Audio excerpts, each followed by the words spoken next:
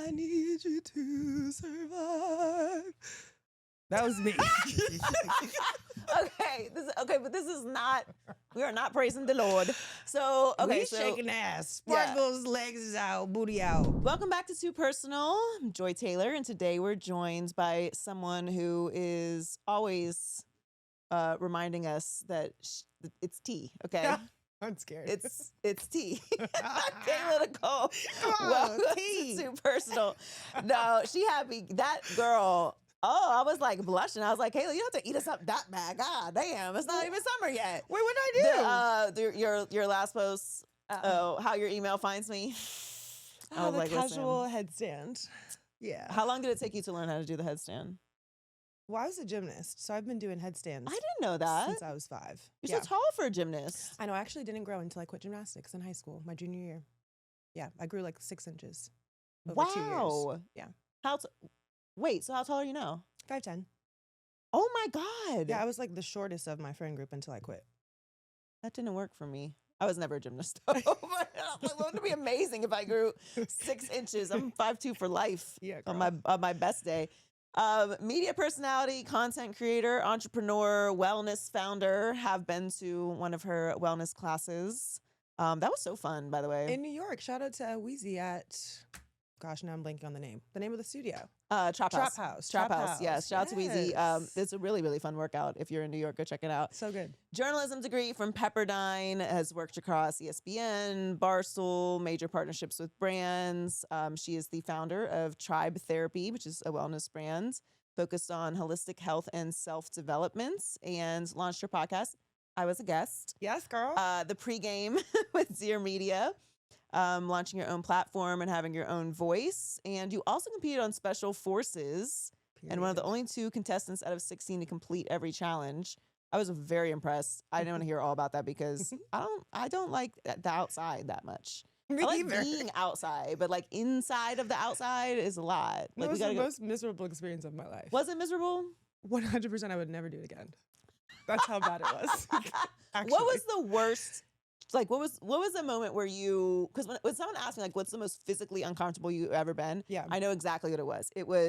I was glacier snorkeling in Iceland, and they did not put my dry suit, I have super, super microscopic wrists, and they didn't zip tie my wrist. So I got water in my dry suit, and I almost got hypothermia. It was the most uncomfortable I've ever been. That's also the whitest thing that you've ever done, Joy. What it was do very you mean? white. You went what? Glacier diving Glacier in Antarctica? Snorkeling. And not in Antarctica. I don't think I'd be back. In Never mind. Iceland. It's spectacular. I will never do it again. But under the water is like Avatar.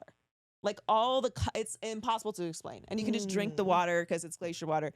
What was the most uncomfortable on that experience? Well, first of all, every day I asked myself, why am I doing this?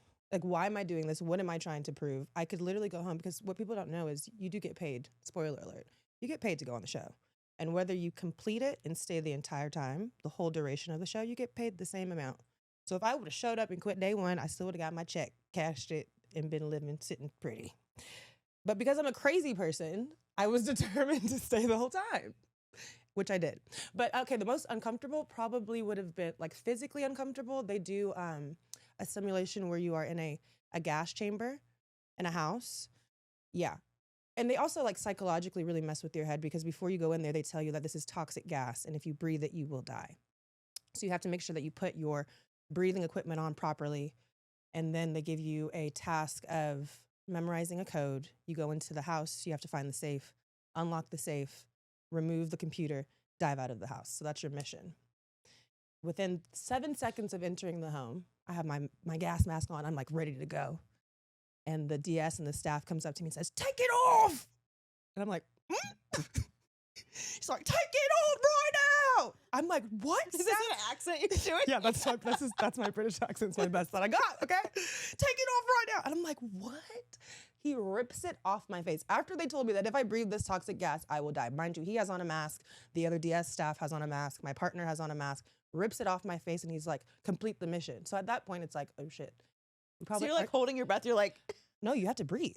You have to breathe. You won't die, obviously. They're exaggerating, but it is a simulation of like a pepper spray mace the house is filled with it. So your eyes start running, your nose is running. You physically cannot breathe. You feel like you are choking to death. I thought that I was going to pee on myself. Like I'm literally, if you guys run the tape back, I'm like this, holding myself because I'm dying. So then we get to the safe. I try to communicate with my partner the code. We don't end up passing this mission, by the way, because we left the house before we completed the code. We lost. And then I sat out on the grass and I had like tears running from my eyes, snot coming out of my nose. My eyes are closed and they're like yelling at us like, you idiots, you suck, you're so stupid, you American people. And I'm like, can I open my eyes? And he's like, nobody ever told you that you had to close them, you idiot. And I'm like, I open them and I'm like, oh shit, you're right. Like I'm not dead. But yeah, probably the most physically uncomfortable. But every day though was the worst day. So it was like, that was day 4, I think. And then it just got progressively worse. How many days were you there shooting? I feel like the total duration of shooting was 10 days, if I'm not mistaken. Okay, so it wasn't like a couple months. No, girl, what? And in that kind of simulation, I wouldn't have survived. No, months? I mean, 10 or like a month. How long do they do Survivor? I feel like you're there for a while. Yeah, no. They didn't pay me enough for that. Okay. A month? Well, Hell I'm no. glad you're back with us. Same. That was that like the most unique experience of your career? Toni Braxton might be close second. Okay, let's talk about Toni Braxton. Yeah, that was probably the most insane moment of my life. How did that come to be? Like, so you do the video, Yeah, you post on social. I dress up as her for Halloween. Yes. And you do the video. Yes. And then she contacts you. How does that happen? Yeah, she DMs me casually and was just like, hey, niece. She's the sweetest, by the way. Yeah. She calls me niece, you guys. Casual. She's like, hey, niece, I would love for you to come to the show. I'm performing in LA. And I'm like, oh, girl, I already know. Like, I'm excited to come. Me and my mom are already looking at our tickets. It's like, no. I would love to host you guys. Come and enjoy the show. And I'm already like over the moon excited about this. Fast forward maybe like a month and a half. We're getting closer to the show date. And she sends me another DM like, hey, I'm going to have my team reach out to you so we can get everything coordinated. Send her my number. Cool. We're probably like 2 weeks out from the show. And I get a call from Toni Braxton's manager. And they're like, hey, Toni is just so thankful that you have like supported this song and this record and this viral moment. She would love if you would come out on stage with her when she does the song. And I'm like, okay. And in my mind, I'm thinking like, I don't know, like a cameo. Like you just like come out and you're like, woo, Right. Toni Braxton. No. Fast forward to like 3 days before the show. They called me again. They're like, hey, we want you to be a part of the background dancers. We want you to wear wardrobe. We want you to do the routine. And we want you to do the dance on stage with Toni. And I was like, yeah. Inside, I'm freaking out though. Because obviously I'm not a trained dancer. This is so you've never done any kind of dance. But you were a gymnast. I danced on the praise team at church growing up. Girl, not the praise team. I was like this. I need you to survive. That was me. Okay, but this is not. We are not praising the Lord. So We shaking ass, sparkles, legs is out, booty out. This was a very different experience. Okay, so what did you go do? Rehearsals? Yeah. How about this? This is gonna really gag you. Yeah. No, I got one run through with her dance team. Maybe like an hour before showtime. One run through. And by the way, it's not the same exact as the TikTok dance. So if you really watch the tape back, I go the wrong direction because I'm doing the TikTok. Because that's all that I know is the TikTok. Are you shitting your pants? There's no way I would say yes to this. I'm telling you right now, I am not a dancer. I am not a choreographed dancer. Yeah. I am not a praise dancer. I am a sit on the back of the couch at the club. Seat dancer. 1-2 seat dancer. That's I am my not doing specialty nobody's too. choreography and not on a stage. Well, that's the thing. I just feel like in my other life, I was Beyonce. And then when I came back, for some reason, I didn't get to be her again. It was like I had to like pass the torch. Like, okay, Beyonce, you could be here this time. I think the other person has to have moved on for that to work, but I understand. Oh, shit, yeah. Okay, Well, but you're very nervous, obviously. That's the thing. Like, I can compartmentalize. I feel like I have, and I learned that too on Special Forces, by the way. Like, something it did teach me about myself is I'm very good at controlling my emotions when I need to, which I didn't think that I was good at until I was put into these like life or death seemingly situations. And I'm a crybaby. I'm super emotional, but I'm also like can be very stoic and like locked the fuck in. So in this moment, I had to do the same thing. And my mom, she had the disposition that you did. She's sitting on the couch. I'm in the dressing room. This is an hour before showtime. Her head of choreography is in the room teaching me, like, not even like an 8 count. Like, it's like at least like a minute of choreography of like, you walk to this beat, point here, and then you're going to go to this point. She's going to come out of the stage. You're going to surround her. Then you're going to walk to point C. My mom is looking at me like, to the point where I had to look at her and be like, hey, like, you got to lock in. You're making me nervous. Right. Like, I feel fine. This is okay. I'm meant for this moment. This is my time to shine.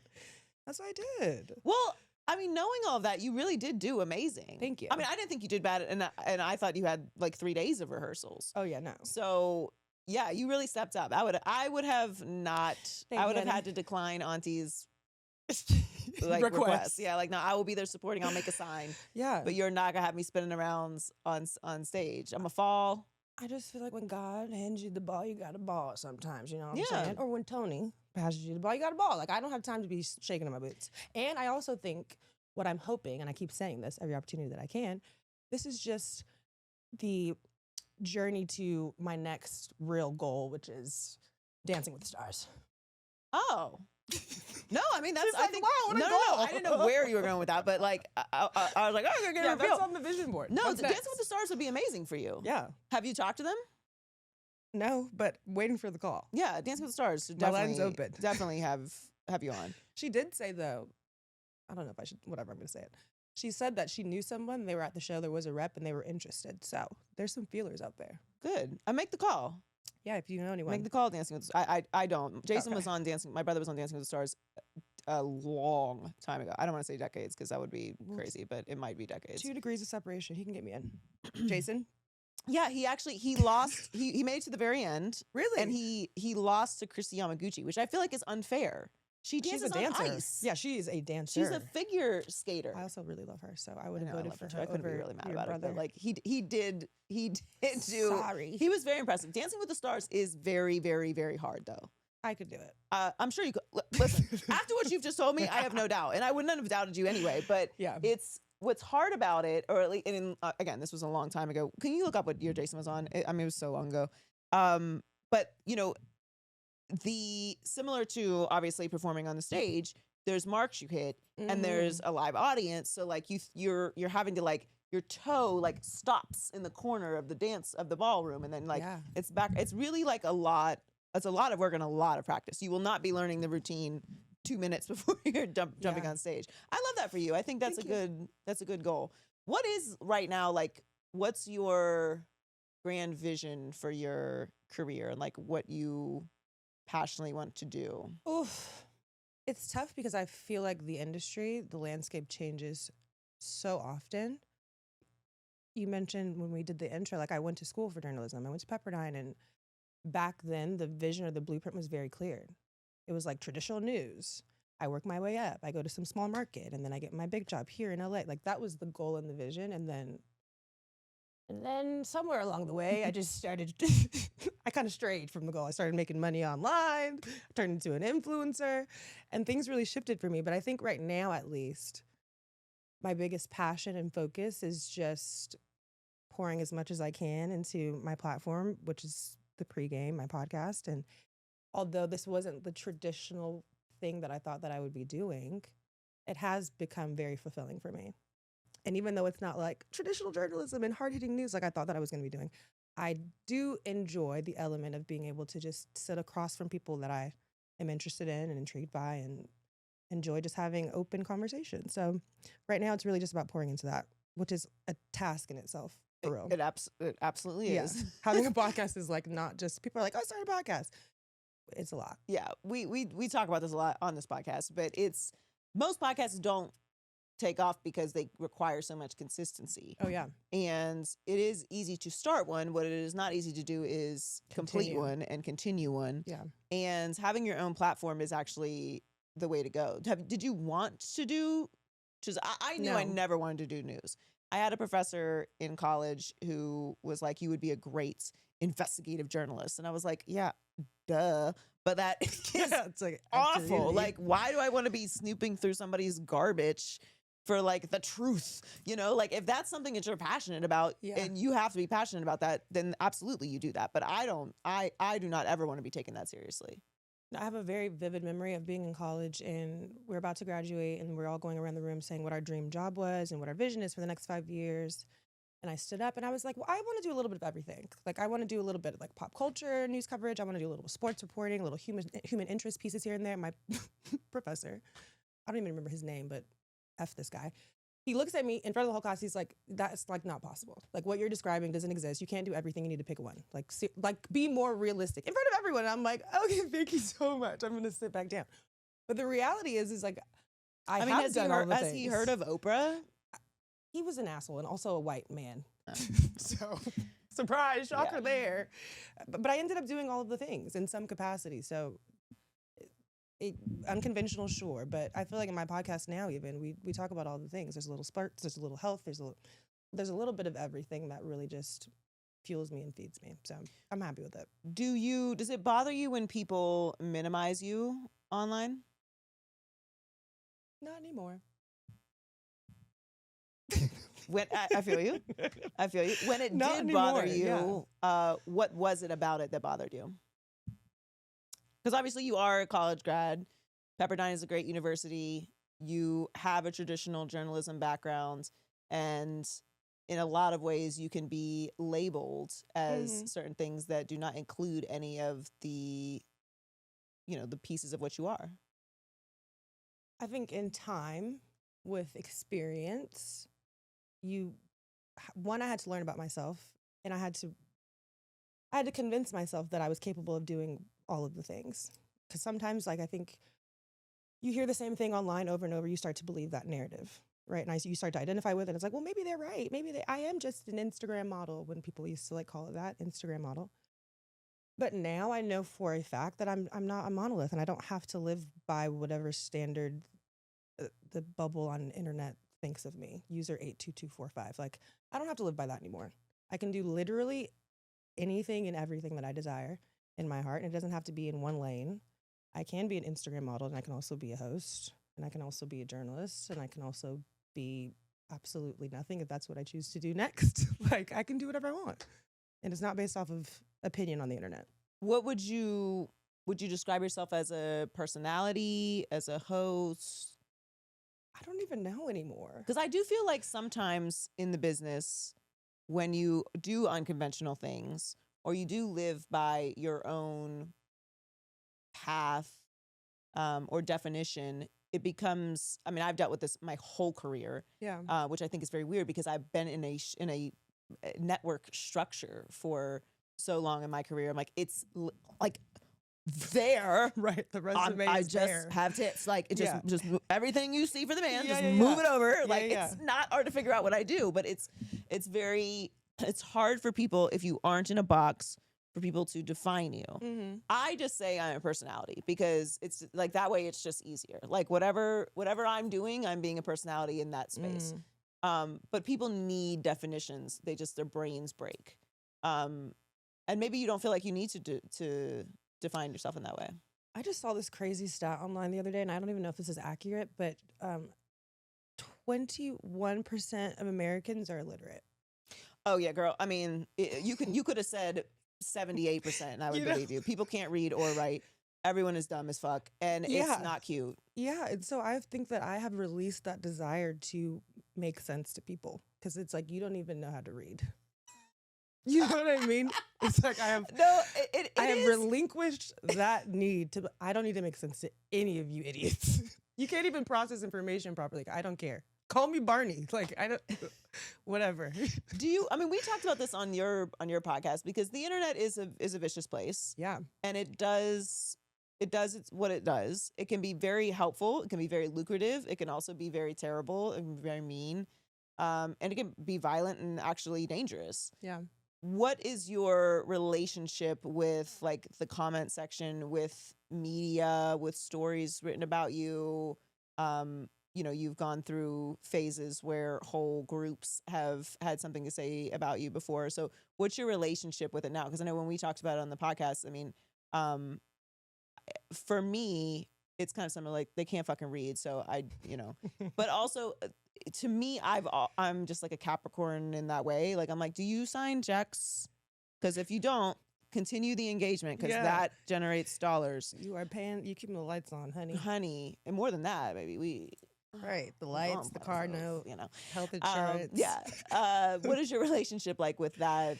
I would say the comment section, but it's bigger than that. Comment section super limited. Like there was a time where I was definitely super invested, and I would read them, and I would go back at people, and it would really ruffle my feathers. Now I post and go. It's rare that I check a comment section, just because I like to protect my peace and I don't want to ruin my own day. And I also have a crazy mouth. And nowadays, it's like if I write something insane back to you in your DMs to your mother, I don't want that to be screenshot and posted. I've had enough. I've gone through enough on the internet with my poor choice of words. We don't have to rehash that again. So I just stay off of it. Are you dating right now? No. I am dating unsuccessfully. What is dating like for you? Because horrible. Well, okay. Why is it horrible? The pool, the dating pool. Well, because you are a has pee exceptionally. In it. That's why. All pools have pee in it, just so you know. This particular pool? Every pool. This is the city pool. This is the community pool. This is the YMCA pool. Shout out to YMCA. We love the Y. It's bad out here. Joy? Is it because but specifically why? Because I think all of us have kind of like similar experiences, but I you're a gorgeous woman. Thank you. You're college educated. You are talented. You're smart. You're funny. You are in incredible shape. You take care of yourself. You pay your bills. Like you are somebody. This is my Raya bio, by the way. This is what my Raya profile says. What is and you want to? I don't know. I'm asking. Do you want to get married? Do you want to have kids? I don't want to have kids. And I'm divorced, so I don't really care about getting married again. Yeah. So I'm kind of in like a weird sort of spinster space when it comes to dating. Like you have to be a very specific person to date me because you have to not care about wanting kids. And then also the wedding thing is like, if it happens, it happens. But for women who do want that, obviously you have a different direction that you have when you're dating, which as you should, because those are things that you want. I do want to get married. I would love to have children. But now at 34 and experiencing so much of life and also just dating within the last couple of years, the idea of children starts to become a distant goal because it's really like the partnership that's required to want to make me bring life into this world. Like the world is already so messed up as it is. I need a partner that is going to make me feel like the bond and connection that we have is one thing, but also like you make me feel so safe in this life that I want to bring another life into it with you. I can't even get a good dinner in a movie date. So it's like, we're really far from that. You know what I mean? We're quite far from that goal. Do I want to be married? Absolutely. I love partnership. I love love. I love commitment. Are you a romantic girly? I'm such a romantic girly. That's why dating right now is so hard. People lack intention. People are not creative. And romance is quite literally dead. You get sent flowers when they've done something wrong. It's not just because, ever. What are the qualities like that you look for in a man? Like what's the number one quality that you want in a man? Gosh. Right now. Yeah. Okay. So I just said this on a podcast the other day. Emotional intelligence is very important for me. Some element of safety, like I need to feel safe in our relationship. Something that I've learned about myself through therapy. That's really important to me. What else? I think the issue that I'm encountering often right now is just men are not intentional enough and they don't reciprocate the energy that I give. I'm very intentional. I'm very considerate. I'll go above and beyond for someone that I'm literally just dating. For example, I block out my work schedule for 1 week. You live out of state. Okay, well, here's the days that I'm available. Let's try to make it work for your schedule. I'll go above and beyond to come and see you. Men, on the other hand, it's always like, come on, come over here. Pull up. Pull up. Pull up. And in the words of philosopher Lotto, do I look like a pull-up bitch to you? Pull up? Because I've never pulled up on you. Bitches are pulling up, and that's why. And we need to talk about that. Can we unpack that? Because who the fuck What are y'all doing out here? Like, these men are just having their way. We're letting them get away with murder. Please put your foot down. Start telling them no. Someone, seriously, we have to stop. We need to get together. I mean, it's us. We're the we ones need to telling call them a no. meeting. We need to call a meeting. We do need Flag to on the play, regroup. time out. Stop. Seriously, stop. The bare minimum, we have got to stop allowing it. You have to raise the bare minimum. That I do agree. I think, well, We got to stop. you're at 34, and I'm not much older than you, but I am 39. You have your whole 30s ahead of you, and they're a beautiful time, and you'll do great. So don't worry. Whatever's happening, whatever pee in the pool motherfuckers you're dealing with right now, like There's light at the end of the tunnel. Is that what you're saying? Yes, Okay. there is light. Well, Here's what I'll say. I thought you were saying I it's have gonna get never worse. don't ever mistake me as being somebody who says nice things about men, because it's untrue. Got it. I will deny it till the end of time. But I do think that there are, like, in the haystack, there are some men who are very intentional and who do want certain things. But I do think, to your point, not accepting the bare minimum is very important, because it's not so much about, like, teaching men. It's like your life and what you do should matter as much to them as, like, it should be an equal playing field. Something that gets thrown around a lot in Los Angeles is like, oh, it's such a place of, like, transactional relationships. All relationships are transactional. Yeah. What the fuck is a non-transactional relationship? So I Yeah. just, like, do everything for you and you don't do anything for me? Right. What the fuck is that about? Yeah. Of course it's a transactional relationship. It's a business transaction. It's a friendship transaction. It's a family transaction. It's a financial transaction. It's a fucking volunteer transaction. It's a relationship transaction. There's a give and take in every one of these situations. And I think there's, for one part of it, like, there is a real, like, weird time in the, like, gender war space where it's like, this is expected and this is traditional thing and this and that. And it's just, yeah, there's pee in the pool. Yeah. I say that there's a guy that I just recently cut off. Hope you're listening. I cut him off because he pulled that same line of pull up on me after I had gone above and beyond to see this person. I'd also, like, there was a death in the family, and I was, like, overly supportive. I'm going to church and I'm saying, do you need anything? Do you need me to pray for you? Like, I'm doing all of these things. I need a little bit of transaction. This needs to become transactional. Reciprocity. I give you all of this. What am I getting back? You talking about some pull up? No. And don't call me anymore. Actually, like, that's how cutthroat I've become. You should be cutthroat, though. Yeah, I agree. But more women need to be. Because now I look like the bitch. You know what I mean? Like, oh my God, she's so pretentious. She's such a bitch. I did nothing wrong. And look how she reacted. But if more women would act like this would become the norm. Well, you don't want a man who thinks that you're a bitch for that. So in a way, they're pruning themselves. That's one way to look at it. And in a way, there's no more left. I have nobody on the roster. It's cleared. Benches are cleared. There's nobody in the lineup anymore. I'm that single. It's okay, though. Are you enjoying being single? Yeah. I love it here so much. No, there are times where I it's love it. frustrating, and then there's times where it's really great. It just, they can pass through, though. Like, you can have a time where you're single and you're enjoying yourself and enjoying your friends and your family and, like, living in your own space. And then there's a time where it's like, okay, enough of this. Yeah, I've done that for some time now. I would love some companionship, but I also am not in a space where I'm not trying to have, like, scarcity mindset where I'm willing to entertain things that are not for me. Right. I'm not going to do that. I'm not that lonely, but I would like a partner. No, you should never accept something that's less for you. And I think that that's a big part of, to your point, like, us having like a little time out, like, let's get together and discuss this, is we are living in, like, really lonely times, and people are very separated. And even though we have more ways to communicate than ever and more ways to connect than ever, we're more isolated than ever. And we see things that are not real all the time. In fact, most of the internet is not real, which is, like, particularly on social media, all of it's, like, edited or whatever. Like, forget all that. Most of the stuff in our feed is not, it's like bots. Yeah. So it's hard for people to really feel connection. And so they will settle for less than they deserve or less than they want. And I think even, like, across the board, like, in life in general, we're all kind of settling for less because it's like whatever you can get right now. We're all kind of scavenging for things. I refuse that, like you said.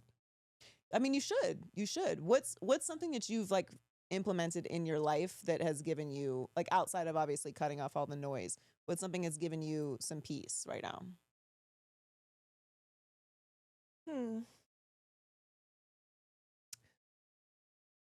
I think for me, most recently, I told you I just went on vacation on a girls' trip with my friends, but a girls' trip that almost didn't happen. It was one of those situations where it's like, something that's just never going to make it out of the group chat because you're Yeah. trying to coordinate with everyone's schedules and, well, we don't want to pay this much for the house and all of those things. It got to the point where I was just like, I'm booking my flight. I will be in Turks and Caicos. I don't know where all of you guys will be, but I will be there. And me just making that decision to put me and my desires first made everybody else hop on board. We ended up figuring it all out, had an amazing trip. But I find myself doing that in a lot of ways, not just with like vacation, but it's if I'm home and I want to go out to eat and I don't have anyone to eat with, I will take myself out to dinner. I will get dressed up. I'll put on a cute little face and I will go and enjoy my time alone. And it's taken me a long time to get there, but I'm actually really proud of myself because I find a lot of peace in those moments and a lot of joy. It feels very self-fulfilling and I don't have to rely on the presence of a friend or a family member or a man to make me feel like my presence alone is enough. I think that's really important. You may feel a little isolated in those spaces, but I have gone through, similar chapters to what you're talking about, and I find my solitude and those times really important. And it helps with my stillness a lot as well, because we're always so activated and so Absolutely. stimulated. And sometimes it is just like going to a class by yourself. Sometimes it is just going for a walk by yourself, going to a dinner. I call it my rich auntie dinner. I love it. Listen, you could catch me at an expensive restaurant at a bar eating my Same. oysters by myself. Same. I will get a steak by myself. One of everything, by the way. Also, way too much food. I tweeted this. I didn't tweet it. I put it on Threads the other day. People that are in the service industry, because what I will do is I will go and I will sit by myself and I will order one of whatever I want off of this menu. And the server, it's happened to me numerous times. The server will look at me and be like, this TikTok? Perhaps a salad for the lady? And she's like, perhaps not. salad. I have a steak smothered in gravy. I want the rack of ribs. White I'm like chicks. ordering all of these things and they're like, are you sure you want all of this? This is a lot of food. Is it just for you? And I'm like, yeah. It is. Like, why would you rain on my parade like that? Kind of makes me feel a little self-conscious. Yeah, also that we're just running the bill up, so it's more For of a you. tip for you. So you're supposed to be upselling. And I'm like, That I means have a put more little on the tip bill. for you. Stop doing that to people that are alone dining by themselves. This is all for me. Yeah. Do you get a table or do you sit at the bar? I get a table. Oh, okay. I need to stretch out. Yeah, you're taller than me. I need leg room. I'm just like a short person. My feet dangle off the. Yeah, I want a booth so that I can like lean back and unbutton my pants. Yeah, up and I have my whole meal. I sit at the bar, so like you don't run into that too much at the bar because they kind of already know why you're there. You're like, They're like, would "Listen." you like a shot on the house? Let's start with a martini. It is though. It's important to be able to like not let whatever's like happening in the situation or whatever like companionship, whether it's friendship or family or man, to keep you from living life. And I think that's like such a 100%. important part of just being a single person, like not even not having a man. Like you can be in a relationship and still be incredibly lonely. If you live your life with purpose, then all of those other things really start to affect you less. And that comes with like maturity and experience also, because yeah, like you feel like you're being judged, but in reality, like what is your life supposed to stop just because it's not in the exact space that you want it to be in right now? Right. You got to keep living. Yeah. I feel like one day I will look up, and there will be a man sitting here, like.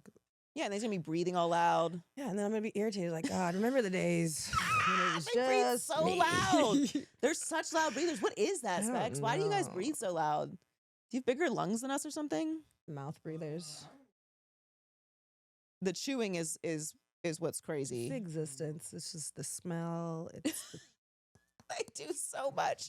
Do you worry at all that like when that time comes that you'll, well, I guess you mentioned it earlier, but you obviously won't be someone else's ex, but like in working towards like your independence and your identity, which is so much a part of like womanhood, that you will lose that if you are in a relationship again? Would you want to be in another public relationship? public. No, absolutely not. To your point, I've done it.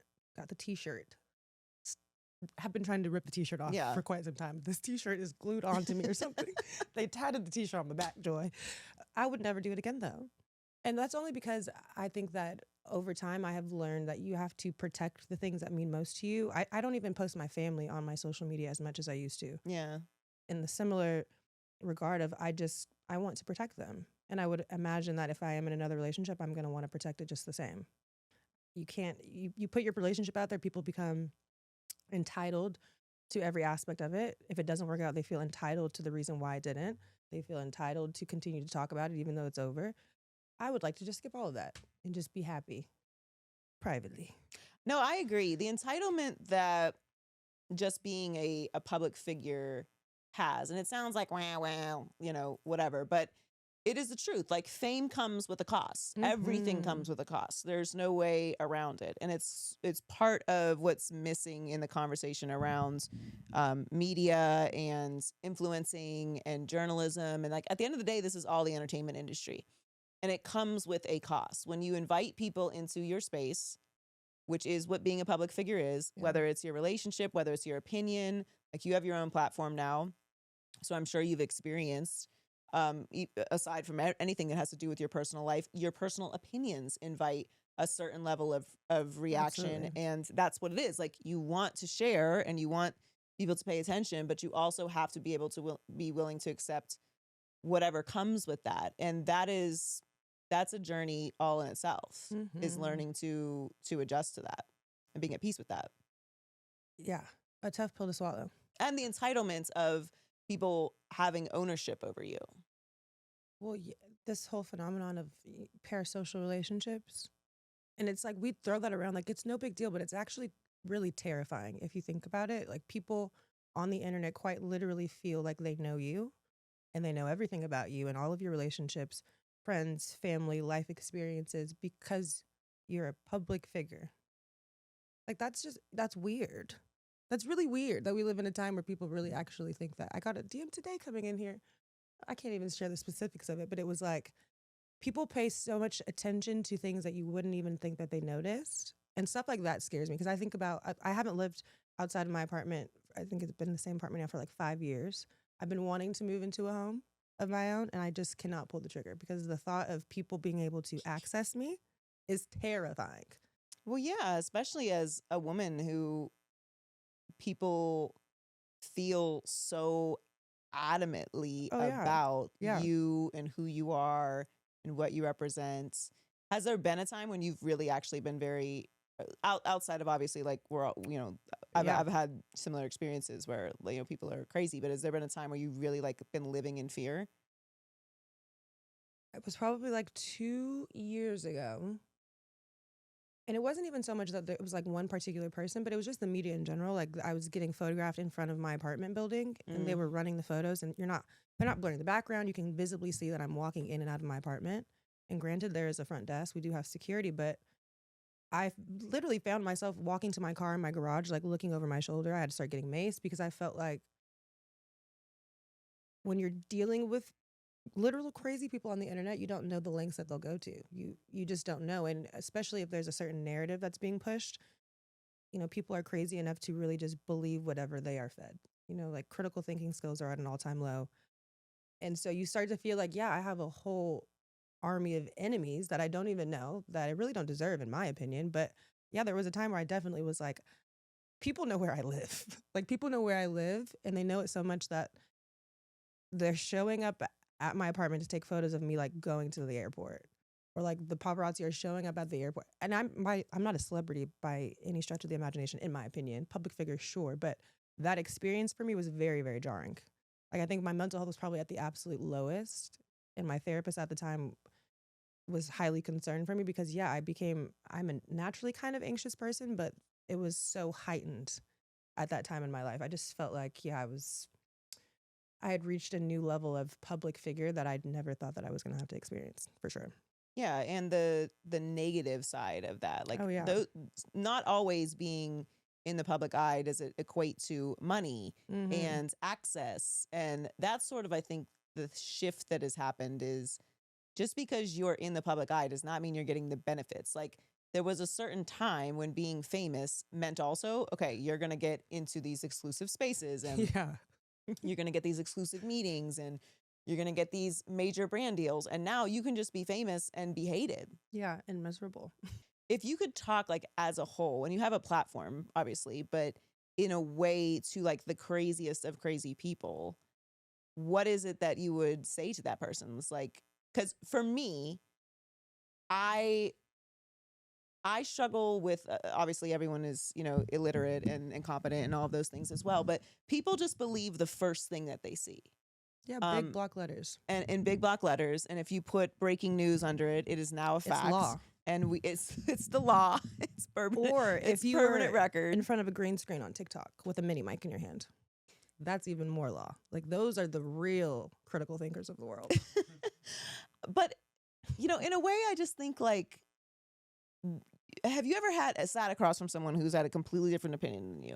Mm-hmm. And you guys have the conversation, and at the end of it, you sort of understand each other more. Mm-hmm. Now, you may not have moved off of your opinion entirely, but you feel a different level of, I don't want to say compassion, but at the very least understanding for that person. And I believe that was truly lost in the world. And it's part of why we're all so divided on everything, whether it's politics or religion or gender or dating or opinions about celebrities and like all of those things. And I don't know, I guess I'm asking you this question because I hadn't really thought of it. Like if I had my like arch internet enemy in front of me, other than calling them a fucking idiot, what I would say to them to try and like draw some understanding out of them. Very woo-woo. This is going to make me emotional. I don't know why. I would tell them that I love them. Like, I love you. Just like as a human being, I don't have to know much about you. I don't have to know. I don't have to know your life story. I don't have to know what you've been through. I don't care what religion you practice. Love you though. Like as a human being, I can have love for you and I can respect you and your opinions and your perspectives and your life choices. Love for you. Because I really feel like people that live a life of hate, that constantly spew hate, you have to be battling something so internal and so deep within you. It has nothing to do with me. It's a projection of what you're going through. It's a reflection of your own insecurities. It's a reflection of your own demons that you're battling. And it's really not my burden to bear. Like I would spend my days trying to convince people otherwise, that I'm deserving of their respect, that I have a career, that I've done the work, that I would spend my life trying to convince them that I'm worthy of their support or appreciation or adoration or whatever. I can't fucking do that. Like I can't live my life for the internet or the opinions or the blogs or the media. Like I can only live it for me. But if I was sitting across from a person that hated me, I would just tell them that and see how they freaking melt. Because I just feel like when you're faced with that energy, it's going to disarm you. Yeah. You know what I mean? You're so much further along your healing journey than me, girl. Let me tell you. I am not there yet. I don't know what I would say, and I've never thought about it until I asked you this question. Yeah. I genuinely, it's not on the cards. Would you do cuss them out? I don't think I would cuss them out. I think I would try to make them laugh. Yeah. Humanize them. I'm not a particularly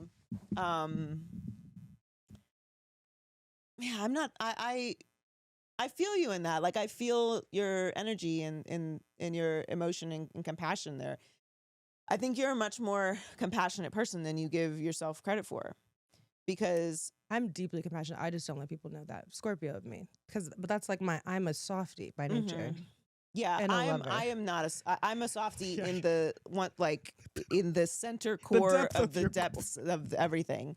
The center of the what is it? What's that? How many licks does it take to get to the center of? Yeah, like all the licks, lots of licks. It's gonna take you a while. You even saying that, and it's very genuine of you. Like I am not there yet. I'm not there yet. And it's not necessarily because anything you said is incorrect. People who are living that way are struggling. Yeah. They're going through really terrible things. I make this joke all the time, but like, imagine your man is on the internet talking about another woman's body. It is unimaginable to me. Like, I could go to jail. If I found out that my man was in the bathroom taking a shit, like Can you believe this bitch's belly? Look I at that back, those stretch marks. You're so gross. Yeah, it's really sad. I Sad. would I honestly think I could go to jail. Like I would probably murder him because I don't know, like it makes my skin crawl the thought Yeah. that you would talk to someone like that.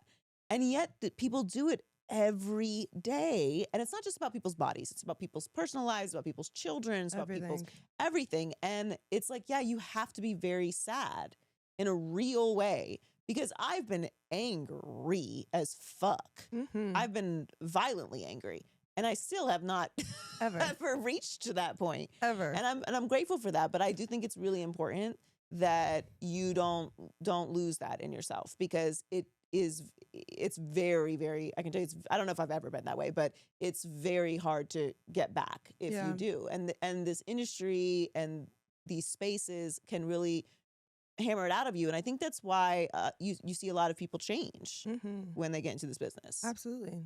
But that's a prayer that I pray often. That, like, God, please don't allow my heart to harden. Like, I want to remain the softest version of myself, even though life hasn't always been so good to me. People haven't been the best to me. Relationships haven't been the best to me. But I still want to always have the same appreciation for just the idea of love and connection and happiness and trying to see the best in people because I do know myself. And if it's not this, yeah. if it is not this kumbaya, Mm-hmm. I'm gonna fuck everything up. And I'm gonna ruin everybody's day. Every single day. You know, like that's how dark it gets for me. So I can't even allow and people myself to do get get to that point. Like And we've seen people get to that point. Yeah, and people probably think I'm a little crazy too, but this is just the tip of the iceberg. That's what I be saying. It's like, stop fucking with me. Because I'm trying to meet y'all right here. I'm trying to give y'all this. This is what that's what I'm trying to give. But I do have a limit as well. And I know that side of me, you know? She's just trying to praise dance, y'all. Yeah. Also, like literally, this is all that I want to give in this lifetime. What's this next? What's the rest of the year hold for you? Like, what are you working on? Hopefully, just vacations, Joy. Girl. Can we manifest that? Girl, Trip after trip after trip. same. Brand trips. Same. Lots of those. But honestly, the podcast, the pregame is like my number one. That's my pride and joy, my little baby right now. Trying to get as many. You want to come back on? I'd love to come back on, yeah. Yeah, we're just constantly trying to push the conversation forward. Yeah. I would love for you to come on again. But also Tribe Therapy. Cross my fingers, by this summer, I'll have my first apparel line drop with my fitness brand. It's so been exciting. like 2 years in the making. Yeah, I feel like I've seen Complained about it on the internet before. Yeah. Yeah.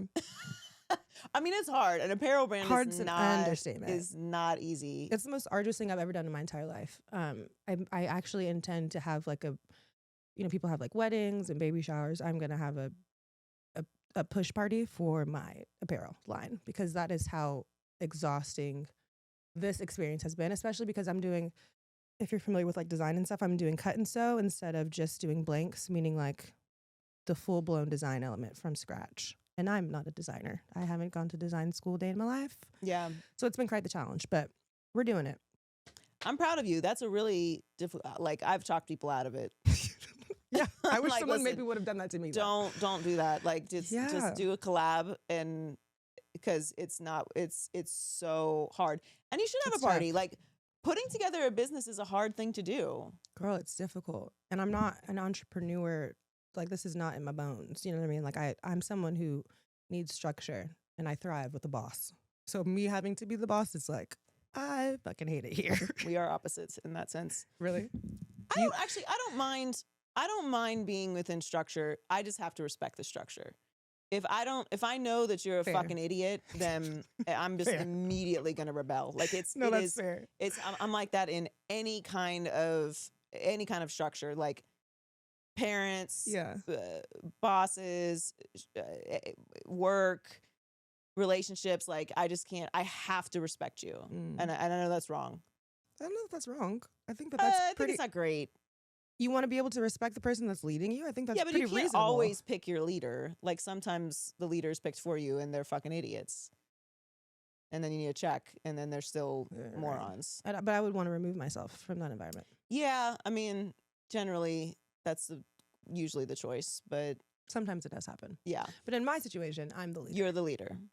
Do you like being a leader? No. That's No. very self-aware of you, though. I don't. I do not like it. I have to force myself to.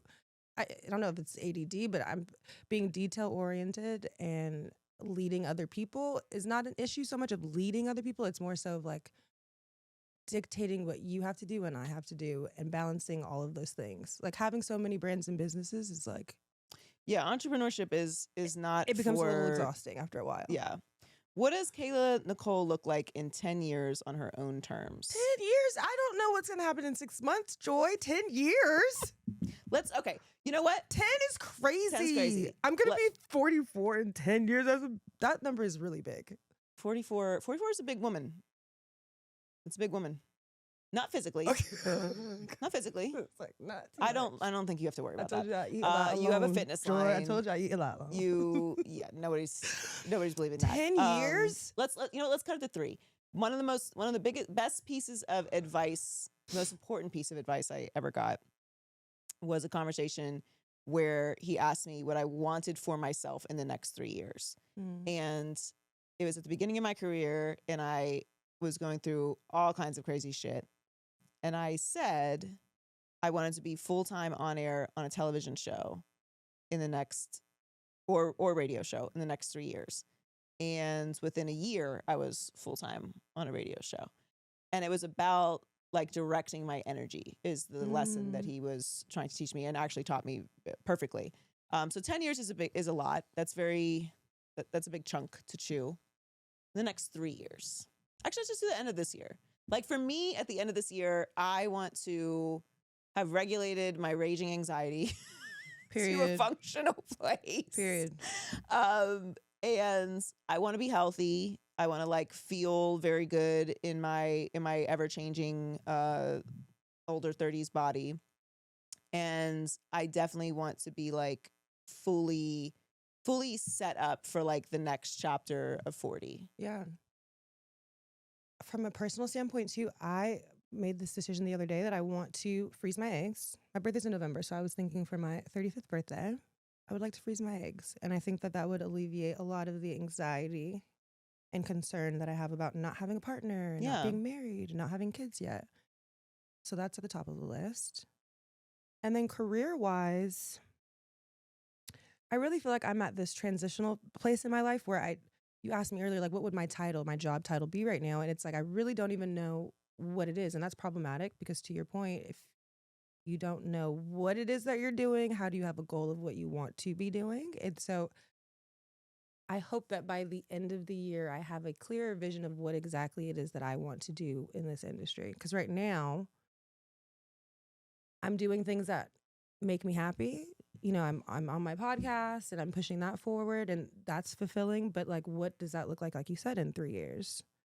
Is it a deal with Netflix? Is it with a co-host to help me carry the weight?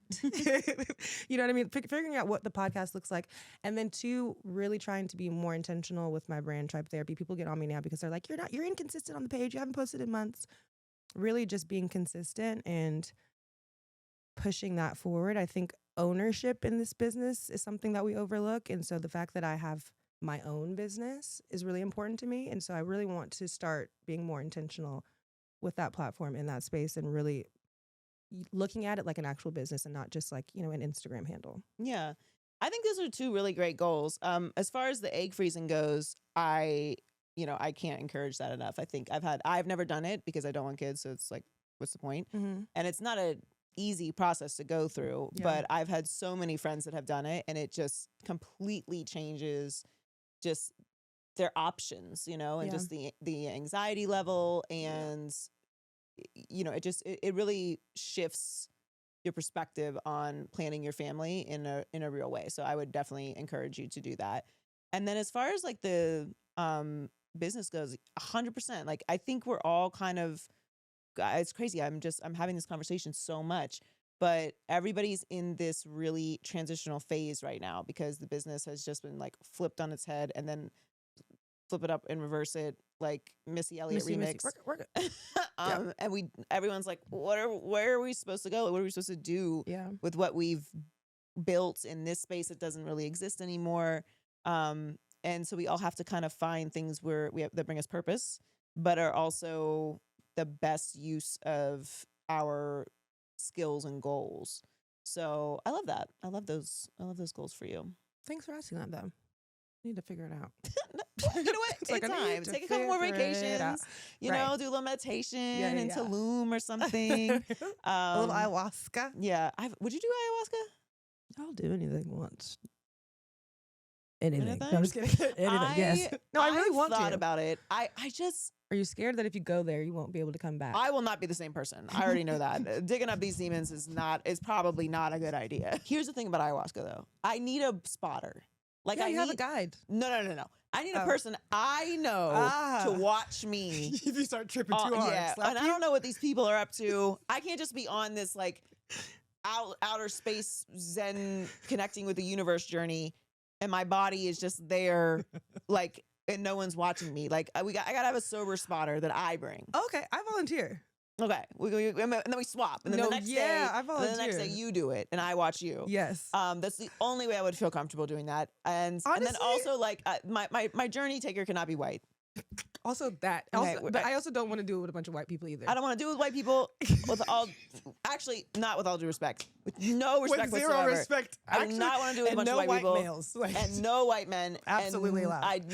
My shaman or whatever, my needs to be priest blacked. needs to not be indigenous, preferably. Okay, also Okay, that. Yeah, just- actually. Indigenous. Yeah. So I got to do a lot of research before I get to this point, but I don't want any Spencer Pratt crystal bros running me through the ayahuasca journey, because it's going to be bad anyway, and whatever extra sprinkles you guys are putting on my ancestral journey is not going to be pleasant. I don't want any Timu shit when I go see Wakanda, okay? I don't want that shit. No, thank you. I think it's crazy. Like, respectfully. What part? Like, people Ayahuasca? just go to... No. Like, people just do that with white Anybody. people? No, with anybody. With You anyone. can't do an ayahuasca. Like, guys, I want everyone to have their own thing, you know? But, like, why are you taking people to the other side? Yeah. You want to check people's credentials before you get to the other side. We're gonna go, you know what? I'll do the Viking one. Where's the Viking one? Where's the Viking version of ayahuasca? Let's go to the mountains in Norway. Yeah. And we'll do the That old sounds- pagan ritual. That's where you guys are permitted to do any kind of spiritual. Well, so I want to come. practices. Please bring me with you. I've heard a lot about. I'm encouraged frequently to do this because I've Really? tried a lot. Well, yeah, because I've tried a lot of. I've been in therapy for many years, many years, Mhm. and I've tried a lot of the traditional Western songs Yeah. for my particular version of mental illness, and it's manageable. I'm not in prison. Yeah. So I've got it managed. You got But it under- I'd like to. I think once I get to the other side of this current healing journey, I would like to your point about safety, which safety is like the biggest thing for me in my life right now. Like within friendships, within family, within relationships, like business, everything has to feel safe. Anything that feels unsafe for me is a huge trigger, and it's Same. like it feels like my skin is literally on fire. So I just can't have it around me. So when I get past that, I would like to break open the upside down and release the Kraken that lives within. But I'm not there yet. I'm not ready for ayahuasca. Maybe one day. Have you tried I don't even know what drug it is that they give you. They give you the drug, though. They were doing it on Mormon Wives. Have you seen that show? I haven't seen Mormon Wives. Y'all I know know what it everyone is, where loves they it. give you. It's a really, really hard narcotic, but they do it. Ketamine. Oh yeah. Ketamine therapy. So ketamine therapy is a real thing. Yes. Didn't Nina? I feel like Nina talked about this. Parker. Did she do ketamine therapy? Let me not put that on her, but I think that she did. I swear She I think she has? mentioned it. What, ketamine? No, Nina? that Nina did it. But I No, swear we love she talked about Nina. it. If she didn't do it, it's fine. We can cut it. But like ketamine therapy. So I did an interview on my show Like a Girl, season 2, Mhm. with an MMA fighter who suffered from extreme suicidal thoughts, and she did ketamine therapy, and it really helped her. So yeah, I mean, to be clear, I am not a doctor. I don't know anything about ketamine therapy, I don't know if you should do it or you shouldn't do it. I am simply sharing a story from someone that I interviewed that said that it helped her. It's like sign That's language. it. Okay. Yes. Thank you. Did you narrate it? Yes, you? I did. I gave them Did you praise did you liturgical praise- dance. Thank you. Because fuck. You gotta be. Look, Nina did it right. You did? Yeah. Yeah. That's crazy. Oh my God. I'm gonna hit up Nina and see what she knows about it. Thank you so much for coming down and hanging out. This was so fun. Thank you for being vulnerable and emotional. My arms are short. This is very Drew Barrymore. Is she touching me I right know, now? You guys, she's showing emotion. I know this is a big deal for me actually. It's I like, love it. I feel like you cried, so I should do physical touch. I didn't cry. I teared up. Okay, don't get That's again. true. That's true. That's true. Because I will really whoop yeah, ass. there were no. All right, these are thug tears. Playboy. I feel like